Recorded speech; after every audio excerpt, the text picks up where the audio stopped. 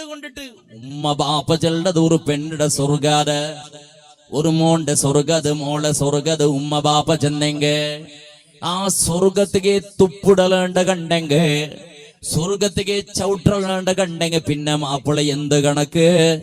ഇപ്പൊ ബന്നെ മുഞ്ഞാണ്ട് ബന്നെ മാപ്പിള എന്ത് കണക്ക്? അതേപോലെ ഇപ്പറ പരിചയായ മാമിയും കാക്കയും എന്ത് കണക്ക്?